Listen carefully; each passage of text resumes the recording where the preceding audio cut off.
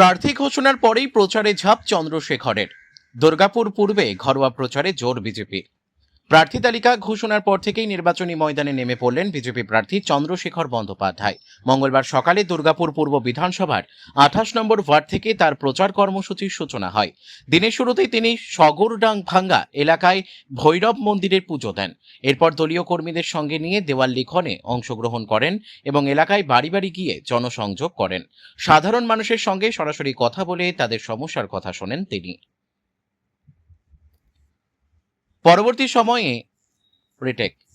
পরবর্তী পর্যায়ে তিনি মুচিপাড়ার রাম মন্দিরে গিয়ে পুজো দেন এবং সেখানেও কর্মীদের সঙ্গে আলোচনা করেন। পাশাপাশি এলাকায় ঘুরে জনসংযোগ চালান। দিনের কর্মসূচির শেষ দিকে তিনি দুর্গাপুর পুরসভার প্রাক্তন মেয়র দিলীপ আগস্তির বাড়িতে গিয়ে তার আশীর্বাদ নেন। প্রচারের শুরুতেই মন্দিরে পুজো, দেওয়াল লিখন ও সরাসরি জনসংযোগ, এই তিনকে হাতিয়ার করেই ভোটের লড়াইয়ে এগোতে চাইছেন বিজেপি প্রার্থী। প্রচার শুরুর প্রথম দিন থেকেই ঘরোয়া জনসংযোগে জোর দিয়ে চন্দ্রশেখর বন্দ্যোপাধ্যায় নির্বাচনী লড়াইয়ে সক্রিয় উপস্থিতির বার্তা দিলেন। আগামী দিনে এই প্রচার কতটা প্রভাব ফেলবে এখন সেটাই দেখার। দুর্গাপুর থেকে বিধানচন্দ্র গাঙ্গুলির রিপোর্ট, বিগ নিউজ বাংলা। কি কথা হলো? আমি প্রার্থী হিসাবে আসিনি। আমি প্রাক্তন কাউন্সিলর, প্রাক্তন বড় চেয়ারম্যান, প্রাক্তন মহানগরের বাড়িতে এসেছি। আমাকে রাজনৈতিক দল আমার দল ভারতীয় জনতা পার্টি প্রার্থী করেছে। আমি মনে করেছি ওনার সাথে আমি কাজ করেছি দুর্গাপুরে, এবং দুর্গাপুর শহরের ডেভেলপমেন্টের জন্য কাজ করেছি। ওনার আশীর্বাদ, সাজেশন আমার এগুলো প্রয়োজন, সেই জন্য আমি আশীর্বাদ নিতে এসেছিলাম। একইভাবে আমি দুর্গাপুরের প্রাক্তন মহানাগরিক রতিনবাবুর বাড়িতেও আমি যাব না। উনি তো দলটাতে নেই, উনি ডিভিসির কমিটি মেম্বার, সেন্ট্রালের একজন কমিটি মেম্বার। এবং আমার কাছে কিন্তু দিলীপ অগস্তি কোনো মেয়র, রাজনৈতিক দলের লোক এই হিসাবে আমি ওনার কাছে আসিনি।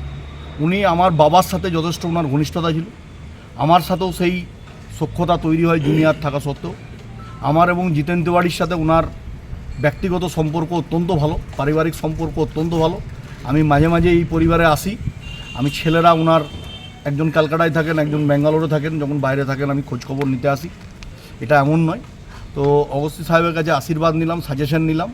উনি বললেন যে গোপালপুর গ্রামটা ভালো করে ঘোরো, পুরের যে রাস্তাগুলো এখন তৈরি হচ্ছে, চওড়া হচ্ছে, যা বিধাননগরবাসীর কোনো উপকারে আসছে না। পার্টিকুলার কিছু মানুষের সুবিধা দেওয়ার জন্য এগুলো হচ্ছে। এখানে যারা বয়স্ক মানুষজন আছেন তারা এই রাস্তায় চলতে গেলে হোঁচট খায়, এবং আরও বিভিন্ন আমাদের পুরনো স্মৃতি নিয়ে অনেক কথা হলো। একটা যেটা বললেন যে এটার মানে হচ্ছে উনি আমাকে সেই লেভেলে স্নেহ করেন, আমি এইটুকুই বলি। আমি এর মধ্যে কোনো রাজনৈতিক যোগ খুঁজছি না।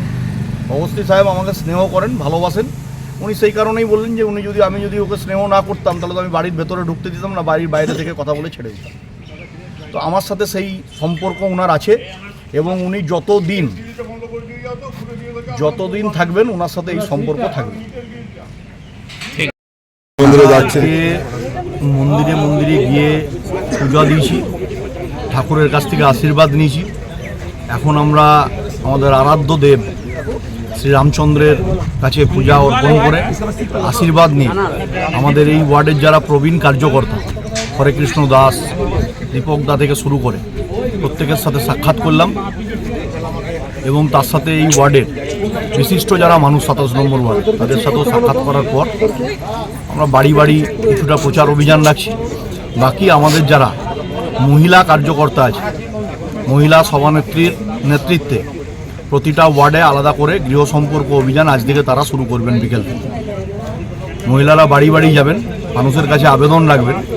শুধু লক্ষ্মীর ভাণ্ডার বা বেকার ভাতা নয়, বাংলায় কর্মসংস্থান চাই, শিল্পায়ন চাই, এবং মহিলাদের সশক্তিকরণ, মহিলাদের স্বাবলম্বী করার জন্য নরেন্দ্র মোদী যে উদ্যোগ নিয়েছেন সেই বার্তা বাড়ি বাড়ি আজ থেকে আমাদের মহিলা কার্যকর্তারা বিকেল থেকে শুরু করবেন, তারা বাড়ি বাড়ি পৌঁছে দেবেন। মোদিজির দেওয়া চিঠি এবং লিফলেট একসাথে নিয়ে বাড়িতে বাড়িতে যাওয়াটাই হচ্ছে আমাদের মূল লক্ষ্য। এই কারণ এইবারের লড়াইটা হচ্ছে বিজেপি ভার্সেস তৃণমূল, এবারে হচ্ছে হিন্দুদের বাঁচানোর লড়াই, এবং তার সাথে জনতা ভার্সেস মমতার লড়াই। আর জনতারা দেখছেন সকাল থেকে জনতার ঢল নেমেছে, জনতারা আমাদের সাথে আছে আর মমতার বিরুদ্ধে আছে।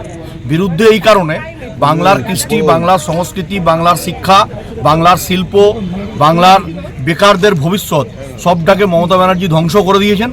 এবং আমরা চাই বাংলায় শিল্পায়ন হোক, মোদিজি ইন্ডাস্ট্রিয়াল করিডোর ঘোষণা করেছেন দুর্গাপুরকে, আগামী দিন শিল্প হবে বিজেপি তাই, চাকরি হবে বিজেপি তাই, কর্মসংস্থান হবে বিজেপি তাই। আর বাংলায় একটা সুর বাজছে এখন, যে সুরটা হচ্ছে বিজয়া দশমীর সুর। এবার ঢাকি সমেত 26-এ মমতা বন্দ্যোপাধ্যায়ের বিসর্জন চাইছে বাংলার মানুষ, আর সেখানে নরেন্দ্র মোদীজি দুর্গাপুর পূর্বের একটি পদ্ম হিসাবে আমায় সূচিত করেছেন।